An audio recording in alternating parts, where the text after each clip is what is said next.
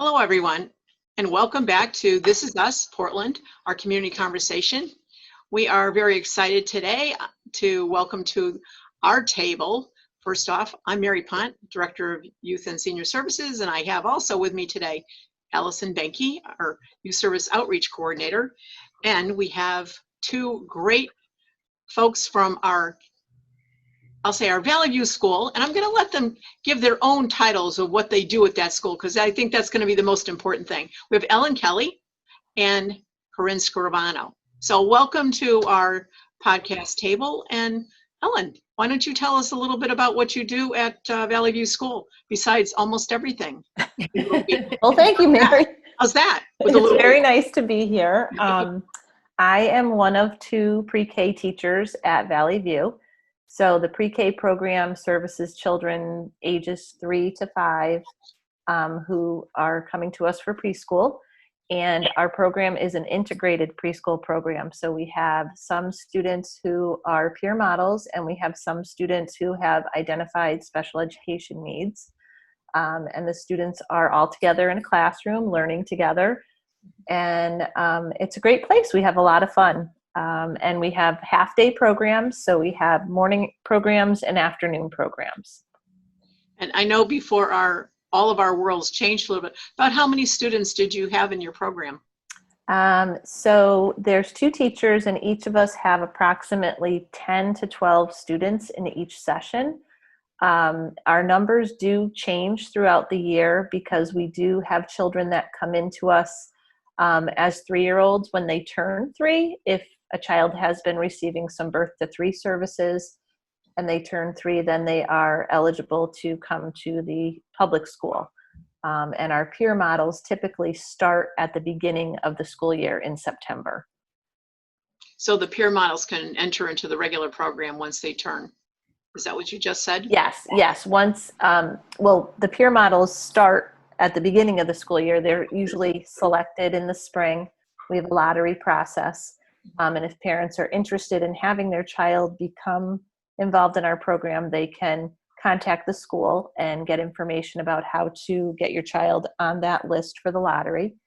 And students who have identified special education needs either come to us through birth to 3 services once they're too old for those services, or some children we find through our Child Find screenings. And you advertise those screenings, I believe. Yes, we do. We have them once a month. I know that's a program that a lot of people do start to ask about. Mm-hmm. Yes, so if you ever have questions, please call the school. You can ask for any of the pre-K staff, and we'd be happy to talk to you about it. There's also information on the Portland Schools website about the preschool program. Great. Corinne. Hi. Here. I am thrilled to be here as well. I am a kindergarten teacher at Valley View. I'm one of 5 kindergarten teachers for the upcoming school year, and we have a full-day kindergarten program at Valley View. Excellent. So I think today what we're here to talk about, we're getting ready to go to kindergarten next year. We have a whole group of kids coming out of pre-K and different programs across Portland and getting ready to start kindergarten. And we thought, since we're in a different time and place than we were this time last year, that this kindergarten readiness orientation, so to speak, looks a little bit different. So we're going to do it podcast style and have a conversation about what parents can expect from kindergarten, and also what steps you guys would recommend they take this summer to help support and prepare and help their kids grow and get ready to go towards kindergarten. So a great step maybe to start with is, what does kindergarten look like in terms of your team? So we have kindergarten teachers, but there's also lots of other enrichment and awesome activities and support that kids have. Mm-hmm. And what does that look like if you didn't know, if you don't have a kindergartner already? Okay, so like I said, we have 5 kindergarten teachers. This past year, we all had between 19 to 20 children in a class. I'm not sure exactly what the numbers are for next year. Right. The children also go to specials. So they go to gym with Mr. Guerin, and the kids call him Mr. G, and art with Mrs. French, and music with Miss Lebrecq, And they also go to library and technology with Mrs. Thorpe. She's our library and media specialist. Okay. In addition to that, there's also support services for the children. And I'll let Ellen talk a little bit about those. Okay, so in terms of support services, Mrs. Scrivano is referring to, we do have special education support services for students in kindergarten. Okay. If a child is coming out of our preschool program, moving into kindergarten, and we know that they have an identified need, they could continue to get support from a special education teacher in kindergarten.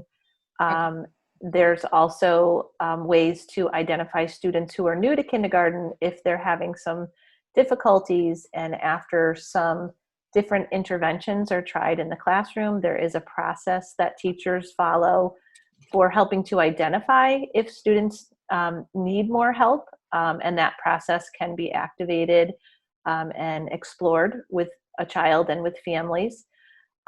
We also have a lot of related service staff in our building. We have an occupational therapist, a physical therapist, a speech language pathologist, and we also have a school social worker. All of these people are there to provide support for students who have identified needs, and we work really well as a team. So those services are available. And we also have paraprofessional support in our building.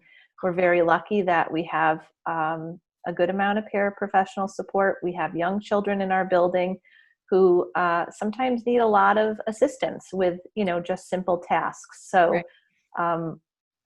It's very helpful to have extra hands, and a lot of our paras are very skilled in what they do, and they've been well trained.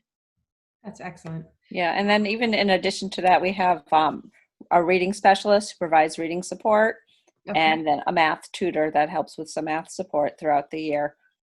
So there's lots of, as Ellen said, lots of support. So the kids start school with a whole new outlook on their experience and what's going to happen, and all the great folks that are there for them.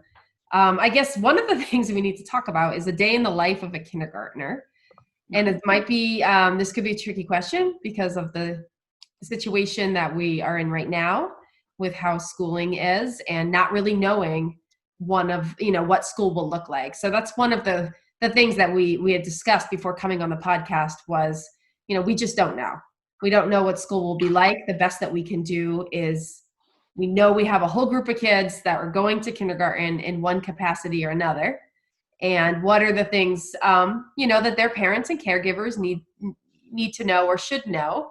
And that's the point of this podcast. Mm-hmm. So that being said, that this is kind of an unknown. It's, it could be a perfectly normal kindergarten start, or it might be, could go all over the box. What would you say to a new group of parents or caregivers that a day would look like for kindergartners if they were walking in the front door and meeting all of your wonderful faces and starting their school career, their next 13 years? What would you say to those families a day would look like? So one of the things we do right from the beginning in kindergarten is we establish a lot of routines to help the days go smoother. So there's a lot of routines starting from the very beginning of the day. And we feel like these routines are very important and they need to be practiced. So they have a whole routine of even how they come into school and how they check their backpacks, and they sign up for lunch. And then they kind of come in and do, in the beginning of the year, they'll do some play at the tables at the start of the day. But as the year goes on, they start to do what we call morning work. Right. And it starts off with very simple review type activities. That is followed up in the classrooms by a morning meeting. We use a responsive classroom approach and use morning meeting as a way to share ideas and experiences with each other. We'll play games. We have a morning message where the teacher kind of goes over some of the things for the day, and also might have a discussion point as part of that message. We go over the schedule every day so the kids know what to expect. Kids do better if they know what's coming next. Right. And they end up becoming very driven by the schedule. They look at it to see what's going to happen next, and they really do rely on it. So we go over the schedule every day. We have part of our day called Number Corner, and that has a lot to do with with calendar skills, but not just calendar skills. We work on patterning, we work on counting, we work on counting by tens. So a lot of skills are interwoven into that. And for most of our academics, we use a workshop approach. So we do reading workshop, writing workshop, and math workshop. So what that entails is that the teacher does we call it a mini lesson. They're young, so they can't sit long. Okay. So the lesson lasts for about 10 to 12 minutes with a very solid, succinct teaching point, and then we send the kids off to go off and practice that skill. So they're either going to be going off to practice their reading, their writing, or their math.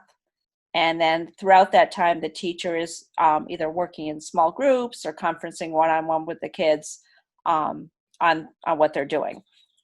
Okay. And then at the end of that time, the teacher brings the kids back to the rug and as a review of what's happened. And we talk about how things went and what they learned. And the teacher may point out something she saw somebody doing good, or it might be something that somebody was struggling with and how they solved their problems together.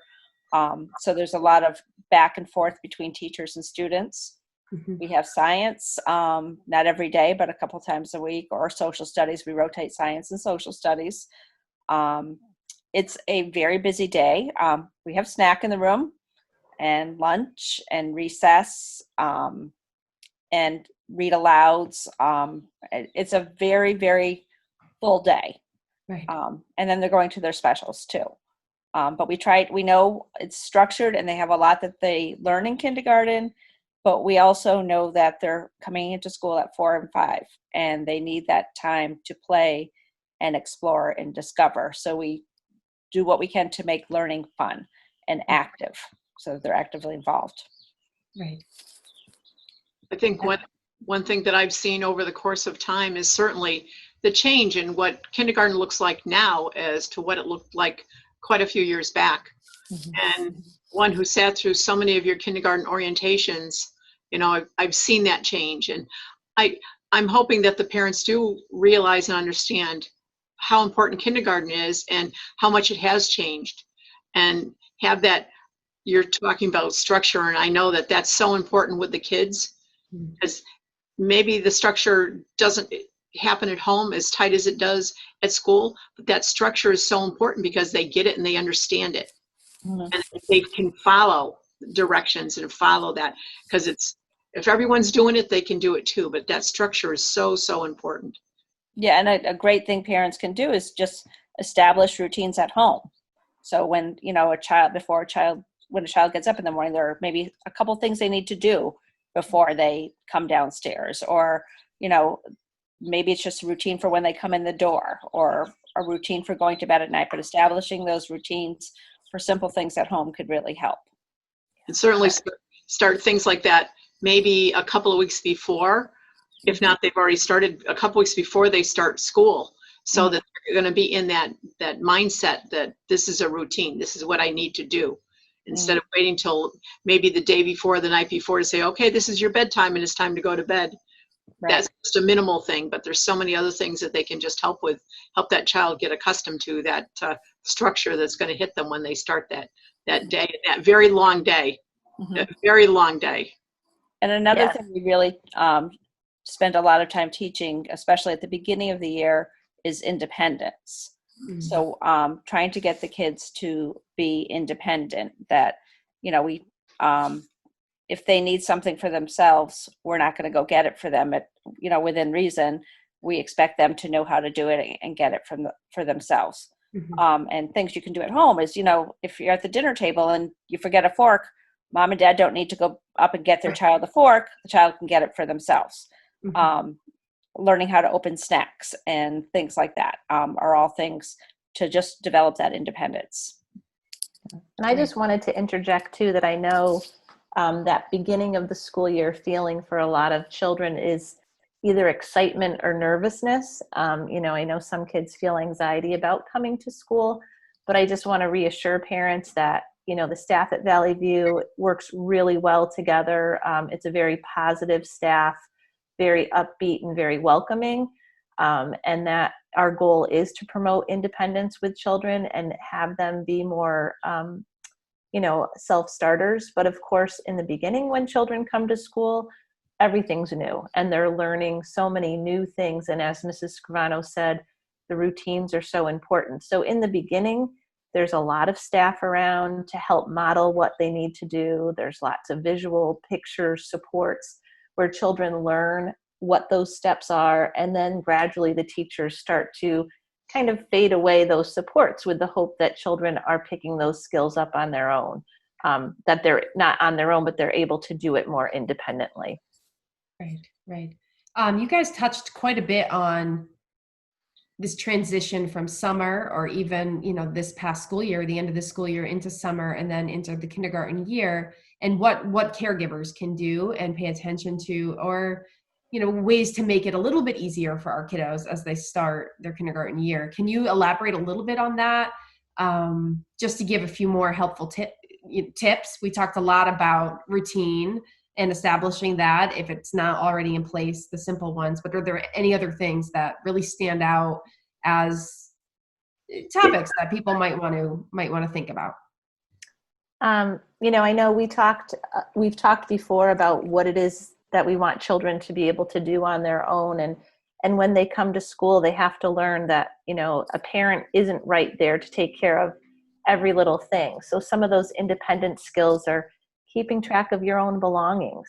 In school, you'll have a locker or a cubby, and that's where you're going to put some of your personal belongings, and learning that it's okay, that's where they go, and they're going to be there for you when it's time to go get them.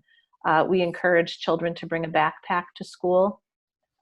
When children come to school, they get a folder. Our PTO very generously purchases pocket folders for each one of the children. And they learn to put all of their school papers from the day in their folders. Those folders go home, and it's our expectation that the folder comes back the next day, hopefully empty, which means those papers have been shared at home and parents have seen what they've done in school. And so children learn that they have to hang their backpack up in their locker. In cooler weather, they're learning how to take their coat off and put their coat on. Zipping and buttoning, those kinds of skills are important. Also shoes and footwear. It's really important that children learn to start to be able to take shoes off or on as they need to. And think about what safe footwear should look like when you send your child off to school. Children are out on the playscape in the warmer weather, and flip-flops and sandals aren't really safe on the playscape. So it's preferable to have sneakers or some sort of more secure shoe, so that you're not having things slide off your feet. Learning how to use a bathroom independently is a big thing that kindergarten students need to know how to do. Parents can really work at teaching their children how to manage their clothing when they're in the bathroom by themselves. Can they independently wipe themselves? A kindergarten teacher doesn't have that time to go into the bathroom for every student and help them. This is not just because of what's going on in the world right now, but hand washing is so, so important, and knowing how to wash your hands. It's something as a preschool teacher I spend a lot of time on. Children have a habit of, squirting out the soap and putting their hands under the water, and the soap slides off and they've never rubbed it around. So really teaching kids to thoroughly wash their hands. It's just, it's extra important now, but it's something that's a really important skill. Learning to listen to an adult, not interrupting, trying your very best to learn those rules that we take turns when we talk and speak, and being respectful. That's something that families can practice at home very easily in conversations or family get-togethers. And then a big thing that's taught in kindergarten is cooperation. How to work with someone else and listen to someone else's ideas. Turn taking and sharing. All of those skills are so, so important. Right. Yeah, I also think too, like following directions. Try with one-step direction, and then if your child's ready, do two-step directions.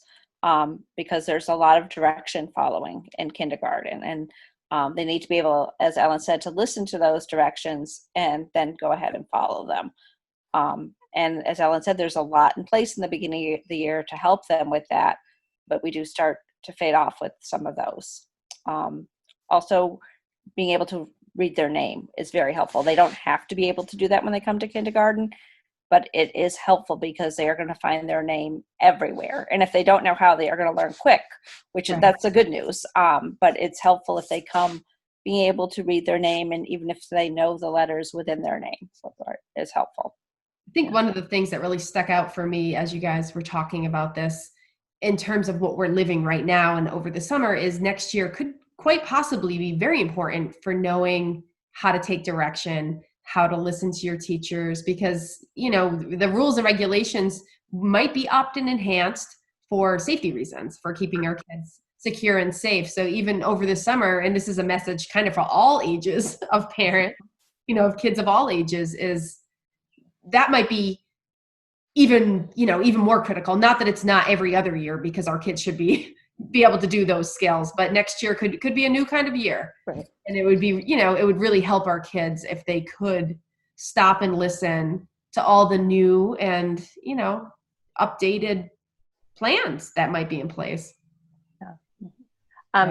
Things like along those lines too, and back to the idea of independence and self-help skills is, being able to use a tissue and what to do with a tissue is very important.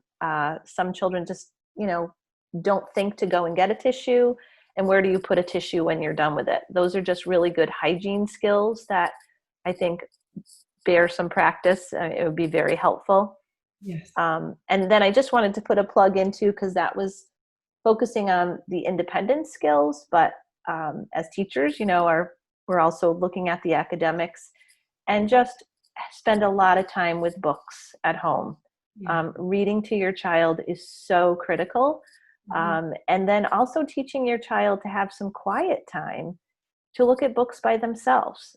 In kindergarten, they spend a lot of time trying to build that stamina for the amount of time that a child can independently interact with a book.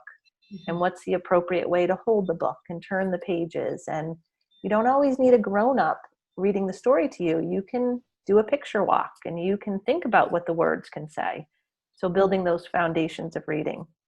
Right. So that's really maybe go a little bit more into what will our kindergartners learn? What's the path that they will take during the kindergarten year? Because I think sometimes people don't realize quite to the extent that kindergartners do learn.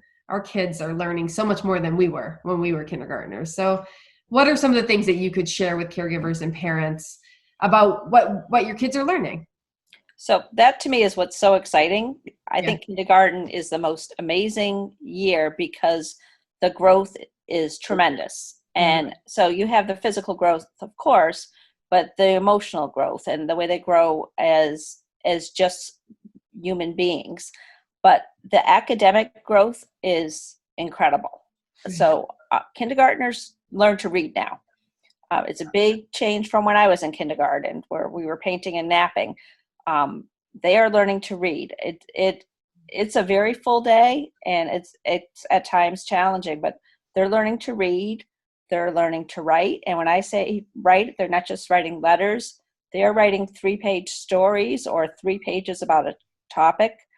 They are learning, to count and add and subtract, and a lot of number sense. And that might sound like a lot, but they do it.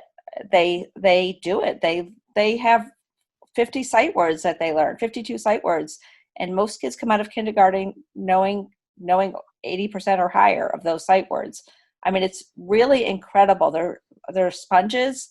They love just going to say that. They're like little sponges. Yeah, they really love coming to school. And then they learn it. They work hard. I'm not going to tell you they don't work hard, because the teachers work hard, the kids work hard, we're busy, we're trying to make it fun so that it's meaningful for them. But it's amazing what they learn in kindergarten now, and the fact that these 4 kids come in at 4 and 5 and they're coming out as readers. It's truly Amazing. wonderful, and it's a great experience. It's a wonderful thing to watch as a teacher and as a parent as well. I love that. So one of the perspectives I think that I'd be curious to know your opinion on is over the summer, besides all of the awesome tips you gave us in terms of self-care and routines and learning about books and reading and all those great things, what are some of the things that parents can do just to help their kids through this special time that we're in? So I know I work a lot in mental health. How can we support our kids in the next summer months just so that they're well and ready and able to start during the summer or during the school year? I think one of the things that comes up for me and has, I'm sure for you guys as you've taught the end of the school year, is slowing down and spending time. Extra hugs, extra love, extra time as a family, extra board games, whatever it is. What are the things that you would say to a family just to reassure them that things are going to be okay in that sense? Yeah, so some of the things that you just touched upon are so important. You know, having family dinners and having conversations with the children, and not allowing them to opt out of saying, "Oh, I don't know," or "I can't." But sometimes it's just how you phrase a question. Instead of saying, "What did you do today?" you could say, "Oh, tell me your favorite part of when you were playing with a friend or something." So be specific with your questioning. But I think those family conversations are so important because the kids need to learn how to converse back and forth. You also mentioned board games, or any kind of game is great for turn taking. It's great for cooperation. It's great for those social skills. And it's okay that your child doesn't win every time. The children need to learn that sometimes we win, sometimes we lose the games, and that's okay. That's an important thing for kids to learn, and it's not easy because I think we all want them to be happy, so it's very easy to let them win. But I think they also need to learn to be graceful losers as well. Be good sports. Yeah. While they're doing it. Yeah, there's so much you can do just as a family, and reading together, and talking about maybe your favorite part of the book, and things like that. I also wanted to share too that, Alli, you touched on sort of these times that we're in, and, so many decisions are evolving on a day-to-day basis. But I think it's important that parents,